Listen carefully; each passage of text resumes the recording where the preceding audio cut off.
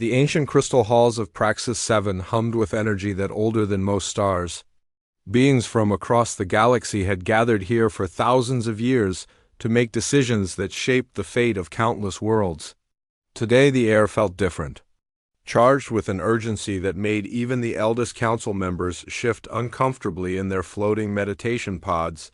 Elder Thane materialized at the center of the vast chamber, his consciousness taking physical form for the first time in decades. Around him, representatives from 47 different species waited in silence. Some breathed methane through gill slits, others existed as pure energy contained in crystalline matrices. All of them had survived long enough to earn a seat in this sacred place. "We face a situation that has not occurred in over 2 millennia, Thane announced, his voice carrying across multiple dimensional frequencies. A new species has emerged that displays the pattern. The chamber erupted in concerned harmonics and worried chittering. The pattern was legend among the council races. Only 3 times in galactic history had it appeared, and each time the results had been catastrophic. The first pattern species had transcended physical existence entirely, abandoning their home galaxy for higher dimensions. The second had consumed 17 sectors before finally burning themselves out in endless wars. The third had simply vanished, leaving behind only empty worlds and unanswered questions. Thane gestured with one of his 6 arms, and the air above the assembly shimmered into a 3-dimensional map of a spiral arm on the galaxy's outer edge. A single yellow star pulsed with red warning indicators. "Sol system," Thane continued. "Third planet. They call themselves humans." The holographic display zoomed in to show a blue and green world orbiting its parent star. Data streams flowed. Beside the image, showing atmospheric composition, electromagnetic signatures, and population estimates. What made the assembly gasp was the timeline at the bottom of the display. Atomic energy achieved 400 years ago, Thane read from the data. Spaceflight 300 years ago. Interplanetary travel 200 years ago. Faster than light communication 50 years ago. Primitive faster than light travel 20 years ago. A serpentine delegate from the Spiral Nebula coiled nervously around her speaking platform. "That advancement rate is impossible. Our own species took 10,000 years to achieve interstellar capability." "The mathematics are verified," Thane replied, "but advancement speed is not what marks the pattern. Watch this." The display changed to show human military conflicts throughout their history. Battle after battle flashed across the screen, each one demonstrating the same terrifying characteristic. No matter how outmatched, no matter how hopeless the situation appeared, humans simply refused to surrender. They adapted, they learned, they found ways to turn weakness into strength. "They do not accept defeat," Thane said quietly. "Ever when faced with impossible odds, they become more dangerous, not less. When their enemies possess superior technology, they steal it and improve upon it within generations. When threatened with extinction, they unite with a coordination that defies." Explanation. At the back of the chamber, ancient Overlord Kex shifted his massive bulk and let out a sound that resembled grinding stone. His species had ruled the Dominion Empire for over 50,000 years, crushing rebellion after rebellion with ruthless efficiency. 3 sectors of space bowed to his will, and his dreadnought fleets were feared across known space. "You speak of children," Kex rumbled, his voice like an avalanche. "My scouts report they use chemical rockets and metal projectiles. Their largest ships could fit in my cargo holds. I have personally destroyed civilizations that were achieving interstellar flight when these humans were still living in caves." Thane turned to face the ancient warlord. "Your ancestors built their first star fortress 800,000 years ago. Humans achieved powered flight 400 years ago. Yet their current technology level approaches your own. How do you explain such rapid progress?" Kex's scarred exoskeleton gleamed under the chamber's ethereal lighting. "Luck and stolen technology, nothing more." "Then observe this," Thane said. Changing the display once more, the hologram now showed recent human space missions. Their vessels were crude by galactic standards, held together with primitive materials and powered by barely controlled fusion reactions. But they worked. More importantly, each new ship was better than the last. Human engineers seemed to learn from every failure, incorporating improvements at a pace that violated known laws of technological development. Look at their exploration patterns. Thane pointed to the flight paths of human vessels. They do not simply seek resources or habitable worlds. They map everything, they study everything. They want to understand the entire universe around them. Floating cube that represented the geometric collective pulsed with concerned colors. That is exactly what the second pattern species did before they began their wars of expansion. Thane nodded gravely. The probability calculations are complete. This species will either transcend physical existence within 2,000 years, or become a galactic-level threat. There is no third option. The debate that followed lasted for hours. Some delegates argued for immediate intervention, others for careful monitoring. A few suggested offering alliance before humans became too powerful to contain. Through it all, Kex remained silent, his ancient mind calculating possibilities that none of the other council members could imagine. Finally, Elder Thane called for the formal vote. All in favor of Protocol 7, complete non-interference with the human species. 46 lights appeared in the chamber's dome, each representing an affirmative vote. Only one remained dark. Ancient Overlord Kex, Thane addressed the massive alien. Do you stand alone in opposition? Kex rose from his platform, his 4-meter frame casting shadows across the assembled delegates. I have crushed 1,000 rebellions. I have personally executed the leaders of 3 pattern species attempts. These humans are no different than any other primitive species that dreams of greatness. When they encroach upon Dominion space, I will remind them of their place in the natural order. The vote is recorded, Thane said sadly. Protocol 7 is enacted. All member species are forbidden from making contact with humanity until they achieve independent faster-than-light travel or demonstrate peaceful intentions toward other galactic civilizations. Kex turned toward the chamber's exit, his heavy footsteps cracking the crystal floor. I will not cower before primitives who barely understand fire. When they threaten my empire, they will learn what 10,000 years of evolutionary superiority means. As the ancient warlord departed, Thane watched the human data streams with growing concern. Already their exploration vessels were pushing farther into space than projections had indicated.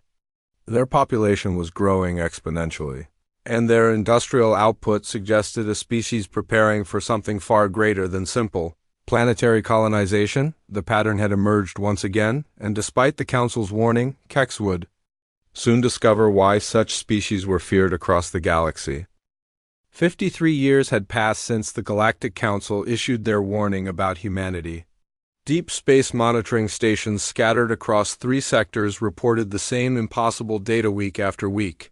The humans were expanding faster than any civilization in recorded history. Ancient Overlord Kex studied the reports from his command throne aboard the massive dreadnought Worldbreaker. His ship alone was larger than most human cities, bristling with weapons that could crack moons and powered by engines that harvested energy from pocket dimensions. Around him, his bridge crew worked with the quiet efficiency that came from conquering galaxies. The latest intelligence made Kex's ancient blood simmer with rage. Human colonies now dotted 17 different star systems, each one growing at exponential rates. Their mining operations stripped entire asteroid belts clean in months rather than centuries. Most infuriating of all, they had begun expanding into systems that the Dominion had claimed for future exploitation. Report, Kex commanded, his voice causing the bridge's metal walls to vibrate. Navigation. Officer Vorth approached with data tablets clutched in his 6-fingered hands. The humans have established a major mining operation in the Kepler belt. They are extracting rare minerals that we designated for harvest in the next century. Kex's massive claws scraped against his throne's armrests. How many vessels? 17. Mining ships, 4 cargo haulers, and 3 escort frigates, Vorth replied. Their technology appears crude but functional. Chemical rockets and fusion reactors, just as our scouts reported decades ago. But even as Vorth spoke, he knew the reports were incomplete. Human technology had been advancing so rapidly that intelligence, gathered even 6 months ago, was already obsolete. Their ships might look primitive, but they worked with an efficiency that challenged Dominion engineering principles. Kex rose from his throne, his 4-meter frame towering over the bridge crew. For 50,000 years his empire had expanded. Through a simple method: demonstrate overwhelming force, demand submission, crush resistance. Species that submitted early were allowed to serve as vassals. Those that resisted were eliminated completely. Prepare the Third Fleet for immediate deployment, Kex ordered. We will remind these humans that this galaxy already has masters. Within hours, 12 Dominion dreadnoughts dropped out of hyperspace around the human mining operation. Each ship was a masterpiece of ancient engineering, its hull forged from metals that existed only in the cores of dead stars. Their weapon arrays could sterilize planets, and their defensive shields had never been penetrated by enemy fire. The human response was immediate and completely unexpected. Instead of panicking or attempting to flee, the mining vessels formed a defensive formation while broadcasting on multiple frequencies. Their escort frigates moved to intercept positions. Despite being outgunned by factors that approached infinity, Commander Rivers stood on the bridge of the lead human vessel, watching as alien ships that dwarfed entire cities surrounded his small fleet. His crew worked frantically at their stations, sending detailed scans and tactical data back to Earth while preparing for what appeared to be certain death. Incoming transmission, his communications officer reported. It's imperfect. English. The main screen shimmered and resolved into the image of ancient Overlord Kex, the massive alien's scarred exoskeleton and burning red eyes made. Several crew members stepped backward instinctively. When Kex spoke, his voice carried the weight of eons. I am ancient Overlord Kex of the Dominion Empire. You are trespassing in claimed territory. Surrender immediately and prepare to be processed. Rivers looked around his bridge at men and women who had volunteered for the most dangerous assignment in human space. They were miners and engineers, not soldiers, but every face showed the same grim determination that had carried humanity from caves to the stars. This is Commander Rivers of the United Earth Mining Consortium, he replied, surprised that his voice remained steady. We were not aware that this system was claimed. We're willing to discuss territorial boundaries and compensation for any resources we've extracted. Kex's laughter sounded like grinding stone. You misunderstand the situation. I am not negotiating. I am informing you of your fate. Surrender now and serve the Dominion, or be destroyed completely. What happened next defied everything Kex had learned about conquest in 50 millennia of warfare. Instead of immediate compliance or futile resistance, Rivers actually considered the ultimatum for several seconds before responding. I'll need to consult with Earth Command before making any decisions about surrender, Rivers said calmly. Our authority structure requires approval for actions of this magnitude. The bridge of the Worldbreaker fell silent. Throughout his vast empire, species prostrated themselves before Dominion might. Some begged for mercy, others fought desperately, but none had ever suggested they needed to check with their home office before surrendering to obviously superior force. Kex's rage built slowly, like pressure forming in a dying star. You dare to negotiate when facing the full might of the Dominion? I have personally conquered civilizations that span multiple sectors. Your entire species barely controls a handful of primitive worlds. Rivers maintained eye contact with the ancient alien despite every instinct screaming at him to run. That may be true, but we still need to follow proper procedures. Earth Command will want to review any surrender terms before we agree to anything. The audacity was breathtaking. Kex had expected the humans to collapse at the first display of superior firepower, just like every other species he had encountered. Instead, they were treating his ultimatum like a business proposition that required careful consideration. You Have 1 hour to contact your superiors, Kex finally growled. When that time expires, those who refuse Dominion rule will be eliminated. The transmission ended, leaving Rivers and his crew alone with their thoughts. Around them, 12 massive alien warships waited with the patience of apex predators. But instead of despair, the human crews felt something else entirely. They felt angry. For the next hour, encrypted communications flowed between the mining fleet and Earth. The messages contained detailed scans of Dominion technology, tactical assessments, and most importantly, a complete record of first contact with a hostile alien civilization. When the deadline expired, Rivers opened communications again. His response would echo across the galaxy for generations to come. Earth. Command has reviewed your ultimatum, Rivers announced. The United Earth Alliance formally rejects Dominion sovereignty over human operations. We propose immediate negotiations for peaceful coexistence. However, any attack on human personnel or equipment will be considered an act of war. Kex stared at the transmission in disbelief. Not only were these primitives refusing subjugation, they were actually threatening him. The ancient overlord who had crushed 1,000 rebellions was being defied by creatures who still used chemical rockets. So be it, Kex whispered and gave the order to fire. The Dominion weapons struck with precisely calibrated force, disabling human engines and life support systems without destroying the ships entirely. It was a demonstration of surgical control that should have terrified any reasonable species into immediate surrender. Instead, even as their ships died around them, human crews continued transmitting data back to Earth. Every scan, every weapon, signature, every tactical detail was recorded and sent home at faster than light speeds. As Kex transported aboard the disabled human flagship to personally accept their surrender. He had no idea that he had just made the greatest mistake in Dominion history. The humans were not just recording his technology. They were already figuring out how to improve it. The shipyards of Luna never slept anymore. What had once been a quiet research station orbiting Earth's moon was now the largest military construction facility in human space. Massive fusion forges worked around the clock, turning raw materials into weapons of war at a pace that defied economic logic. Admiral Stone walked through the primary assembly bay, where humanity's answer to Dominion superiority was taking shape. The ship before her was unlike anything humans had ever built. Where their previous vessels had been functional and practical, this one was designed for a single purpose: to fight beings who considered themselves gods. Final systems check complete, Chief Engineer Martinez reported, his voice carrying exhaustion from months of 20-hour workdays.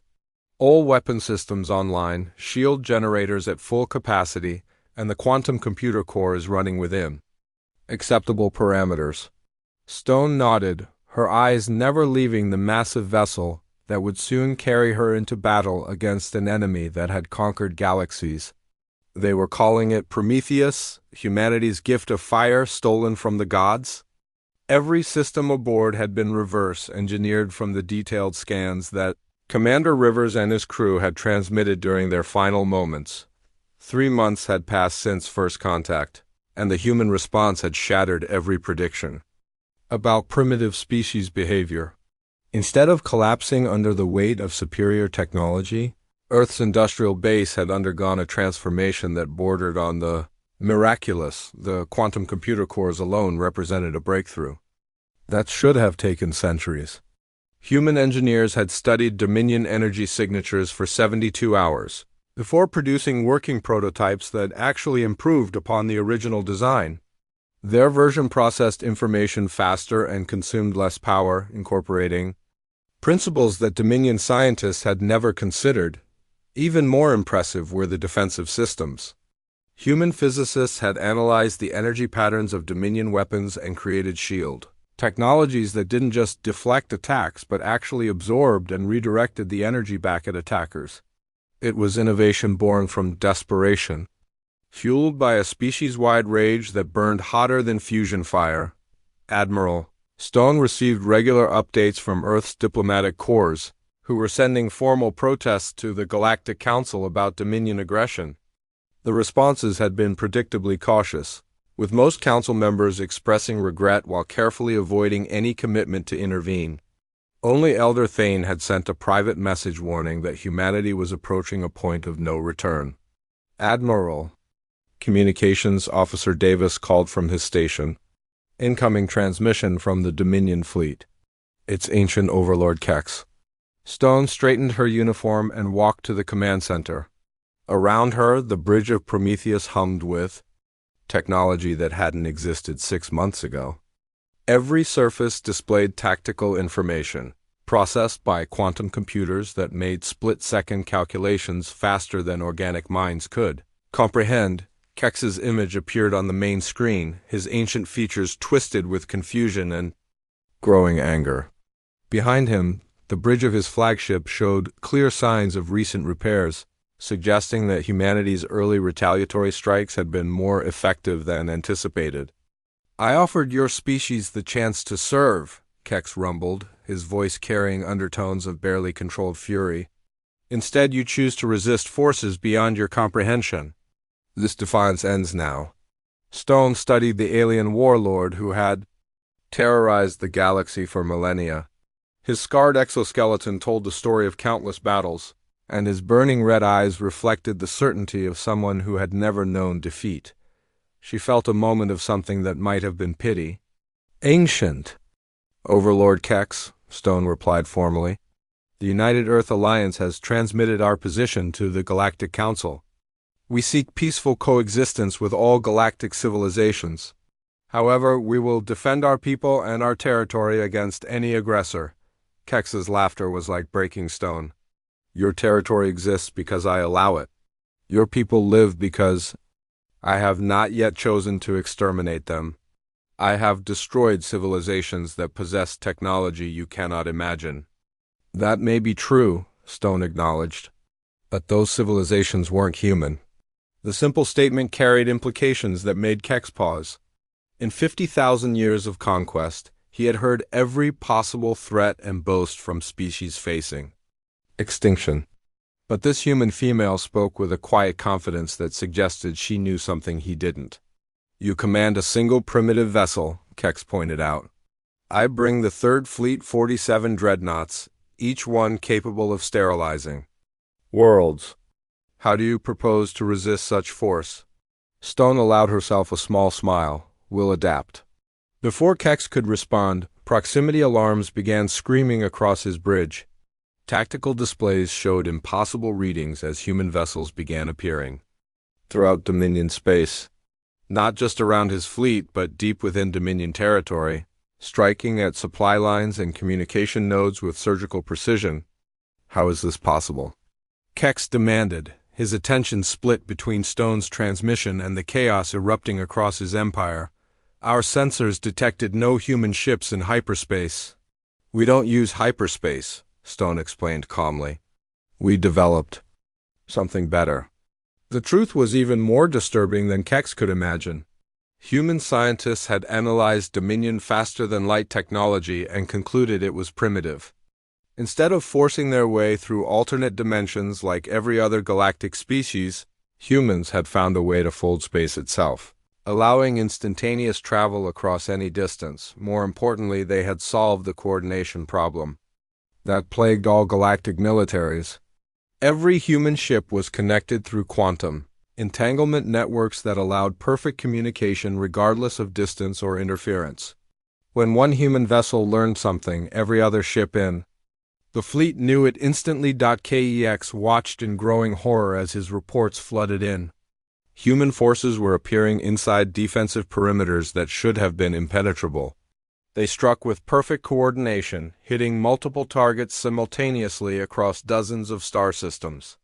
Each attack was precisely calibrated to cause maximum disruption while minimizing actual casualties, suggesting a level of tactical sophistication that bordered on prescient.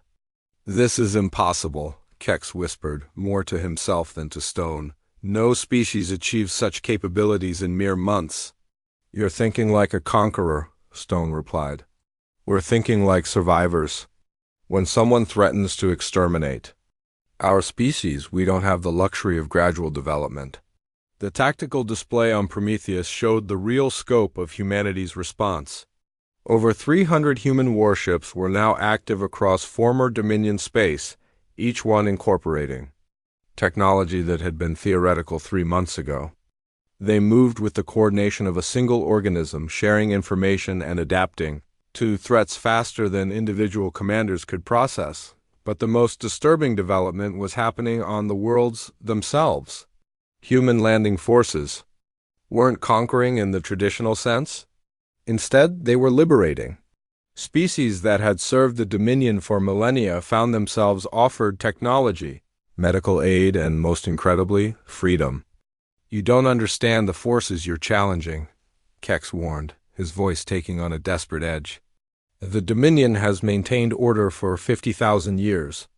Without our control, this sector will collapse into chaos." Stone's expression hardened. Maybe it's time for a new kind of order. One based on cooperation instead of fear. As if summoned by her words, more human vessels began appearing around Kex's flagship. Not attacking, but surrounding. Each one was larger and more advanced than Prometheus, representing the terrifying reality of human industrial capacity unleashed. "Final warning," Stone announced. "Withdraw your forces from human space immediately. Any Dominion vessel that approaches our worlds will be considered hostile and dealt with accordingly." Kex cut the transmission, his ancient mind reeling from the impossibility of what he was witnessing. In 50,000 years of conquest, he had never encountered resistance like this. The humans weren't just fighting back. They were winning. The fortress world of New Geneva hung in space like a mechanical planet, its surface covered in defensive platforms that bristled with weapons designed from nightmares. What had once been a peaceful human colony was now the most heavily defended position in known space, transformed in mere weeks by industrial capabilities that violated every known law of economics. Ancient Overlord Kex studied the tactical displays aboard his flagship, trying to comprehend how a species that had barely achieved interstellar flight could construct defenses that challenged Dominion engineering. The orbital platforms surrounding New Geneva were larger than his dreadnoughts, powered by fusion reactors that burned hotter than stars and armed with weapons that bent the laws of physics. "Fleet status report," Kex commanded, his voice echoing through the bridge of Worldbreaker. Around him, his command staff worked with an efficiency born from 50 millennia of conquest, but their usual confidence had been replaced by something uncomfortably close to fear: battle. Commander Thex approached with data tablets clutched in his armored hands. 700 vessels ready for assault, my lord. The Starbreaker squadrons are in position, and our planetary bombardment arrays are charged to full capacity." Kex nodded grimly. He had assembled the largest Dominion fleet in recorded history for this single battle. If brute force couldn't crush human resistance, then nothing in his arsenal could. The attack on New Geneva would either break humanity's spirit or prove that the galaxy had a new master. "Begin the assault," Kex ordered. The Dominion fleet emerged from hyperspace in perfect formation, their massive hulls blotting out stars as they approached the human fortress world. Energy weapons that could crack moons opened fire in coordinated volleys, sending streams of destructive force toward the orbital platforms that protected New Geneva. What happened next defied everything Kex understood about warfare. The human defensive platforms didn't just absorb the incoming fire. They seemed to feed on it. Energy shields flared brighter with each impact, growing stronger instead of weaker. Return fire began almost immediately, but these weren't conventional weapons. Human beam arrays fired concentrated streams of energy that passed through Dominion shields as if they didn't exist. The weapons seemed to target molecular bonds themselves, causing hull armor to simply disintegrate on contact. Worse, each human platform appeared to be learning from every exchange, adapting its targeting systems to exploit weaknesses that Dominion engineers had never imagined. "Impossible," Kex breathed, watching as his fleet's advanced formations began taking serious damage from defenders who should have been overwhelmed by superior numbers. "How are they penetrating our shields?" The answer came from his science officer, whose voice carried disbelief that bordered on panic. My lord, they're not penetrating our shields. They're operating on different physical principles entirely. Our defensive systems were designed to stop energy and matter. These weapons appear to be targeting space-time itself. The battle raged for 18 hours, and when the smoke finally cleared, half of Kex's fleet drifted as lifeless hulks, while New Geneva's defenses remained largely intact. Even more disturbing, human forces had managed to board several Dominion vessels during the fighting, not to destroy them, but to study their technology in real time. Kex received reports that made his ancient blood run cold. Human boarding parties weren't just soldiers. They were engineers and scientists who analyzed Dominion systems faster than his crews could operate them. Within hours of gaining access to a Dominion computer core, humans had downloaded its entire contents and transmitted the data to their homeworlds for analysis. They're reverse engineering our technology during active combat, Battle Commander Thex reported, his voice hollow with disbelief. Every system they capture makes them stronger. But the humans weren't content to simply defend their fortress. Worlds. Even as the battle for New Geneva raged, human strike forces were appearing deep within Dominion space, attacking targets that should have been impossible to reach. Their new space-folding technology allowed them to bypass every defensive measure the Dominion had developed over 50 millennia. The attacks followed a pattern that spoke to tactical genius operating on a galactic scale. Human forces struck at shipyards, cutting off Dominion reinforcements. They targeted communication arrays, isolating Dominion commanders from their fleets. Most devastatingly, they began liberating slave worlds with efficiency that suggested they had studied Dominion administration procedures for decades rather than months. Kex watched in growing horror as world after world declared independence from Dominion rule. But these weren't traditional rebellions fueled by desperation and doomed to failure. Human forces provided liberated worlds with technology, medical supplies, and most importantly, defensive capabilities that made reconquest nearly impossible. Status report from the outer sectors, Communications Officer Velk announced, his voice carrying undertones of despair.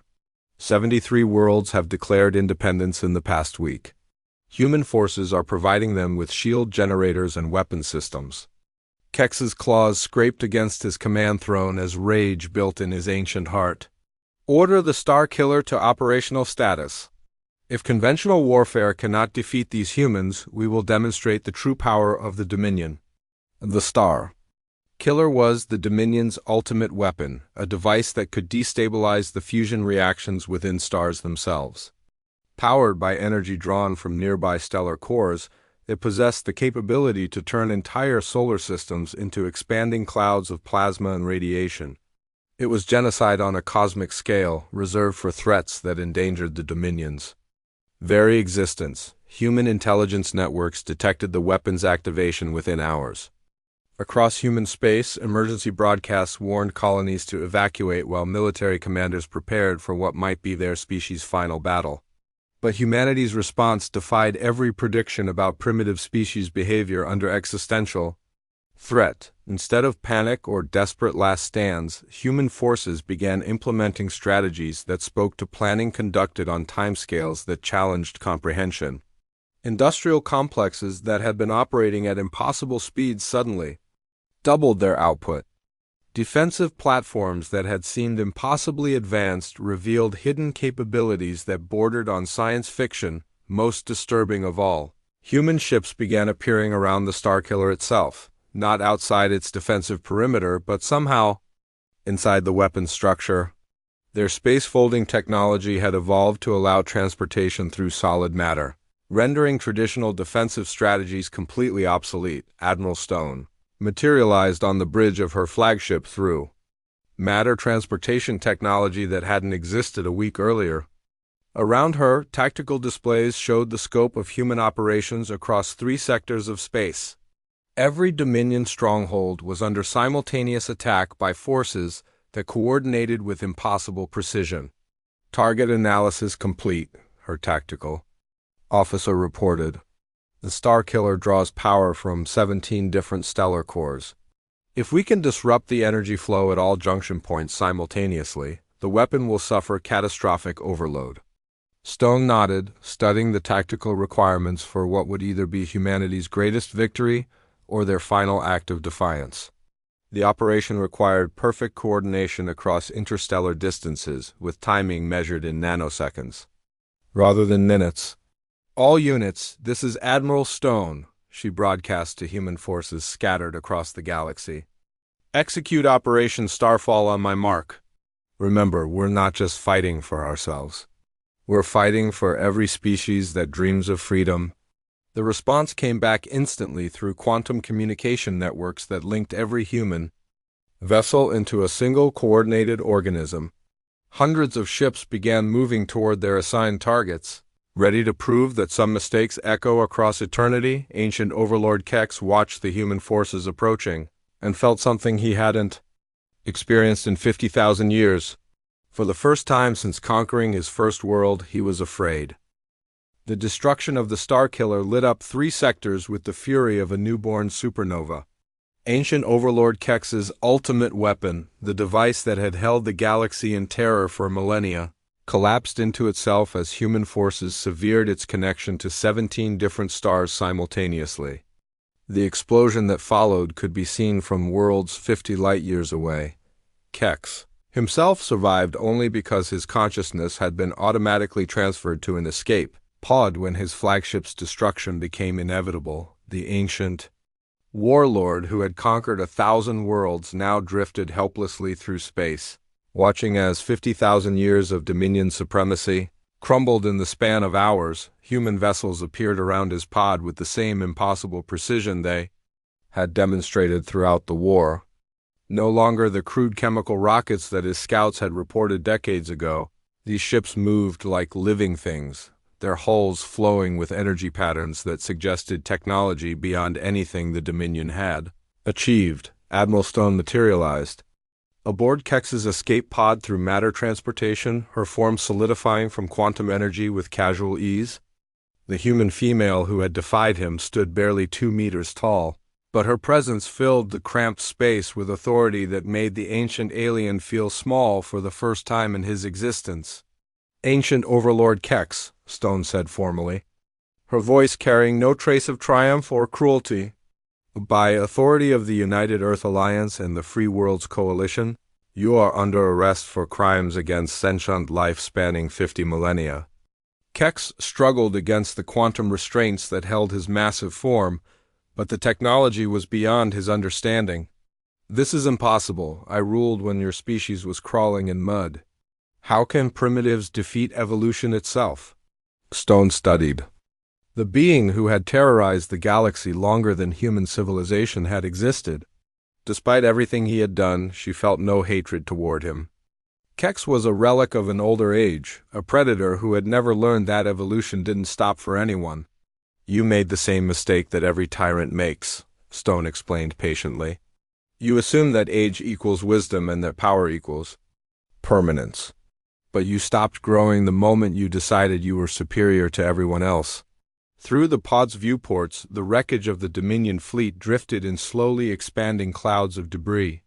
Ships that had dominated space lanes for millennia were now nothing more than raw materials for human salvage operations. More importantly, the liberated worlds of former Dominion space were already organizing into the new galactic government that humans had proposed. My empire spanned 3 sectors, Kex protested, his ancient voice carrying desperate confusion. Billions of beings serve the Dominion willingly. Without our order, the galaxy will collapse into chaos. Your subjects didn't serve willingly, Stone corrected gently. They served because they were afraid. There's a difference between order and oppression, between leadership and tyranny.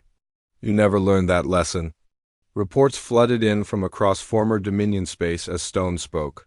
Human diplomatic teams were working with newly liberated worlds to establish trade agreements, defense pacts, and technological exchange programs.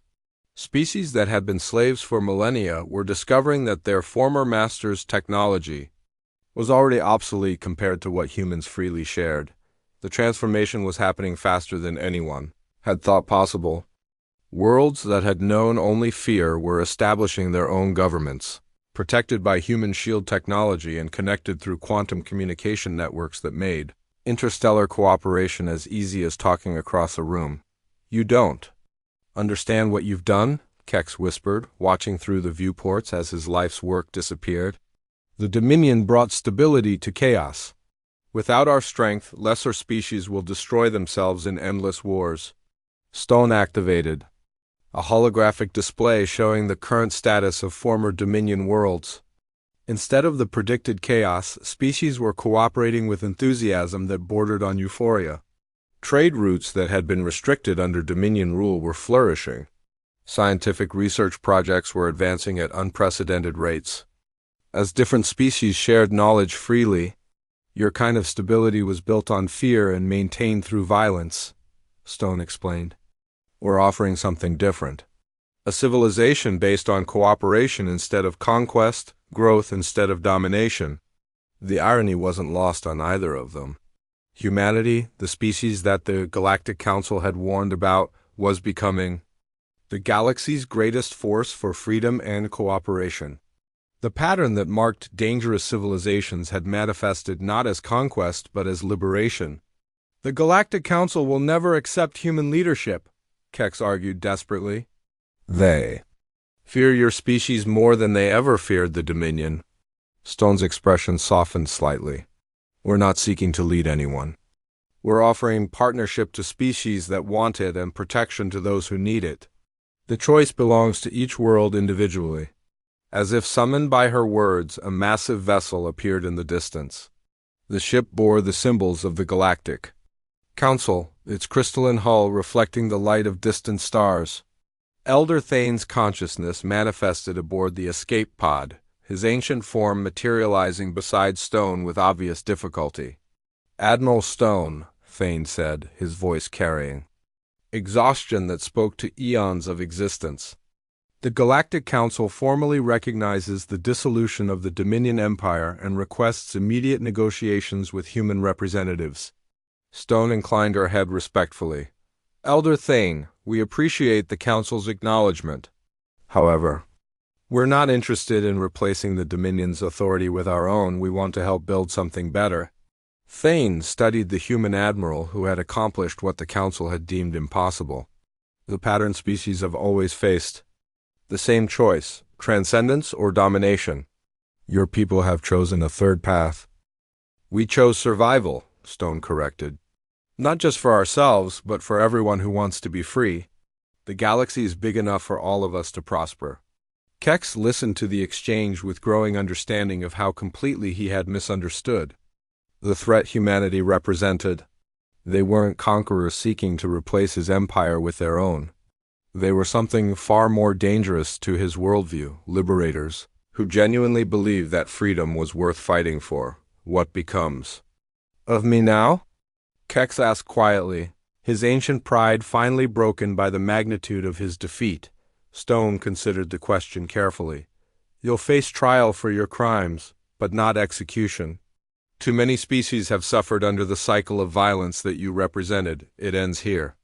The quantum restraints around Kex's form shifted, becoming less restrictive while maintaining their hold. You're keeping me alive? You're going to help us understand how to prevent future tyrants from rising, Stone explained. Your knowledge of galactic politics and military strategy will be valuable in building the new government. Consider it community service on a cosmic scale. Elder Thane's form flickered with what might have been amusement. The Council debated for centuries about how to handle pattern species. You have solved the problem in months. We had good motivation, Stone replied grimly. Someone threatened to exterminate our species. That tends to focus the mind wonderfully. Through the pod's communication system, reports continued flowing in from across the galaxy. Human diplomatic teams were establishing embassies on hundreds of worlds. Former Dominion slave species were forming their own governments with human technical assistance. Most importantly, the weapons of war were being converted into tools of construction and exploration. The transformation will take generations, Thane observed, studying the data streams with ancient wisdom. Building a galactic civilization based on cooperation rather than conquest has never been attempted on this scale. Stone nodded, but her expression remained confident. Then we'll take as long as necessary. Humanity has learned patience the hard way. We know that anything worth building is worth building right. Kex found himself studying the human admiral with something approaching respect. You defeated me completely, yet you offer mercy. Why? Because someone has to break the cycle, Stone replied simply. Your empire was built on the idea that might makes right, that the strong should dominate the weak. We're proving that cooperation makes everyone stronger.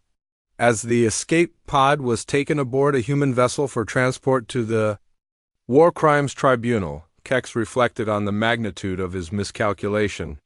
He had dismissed humanity as primitives who barely understood fire, never imagining that their true strength lay not in their technology, but in their refusal to accept that anything was impossible. The pattern had manifested once again. But not as the Council had predicted. Instead of transcendence or domination, humanity had chosen transformation.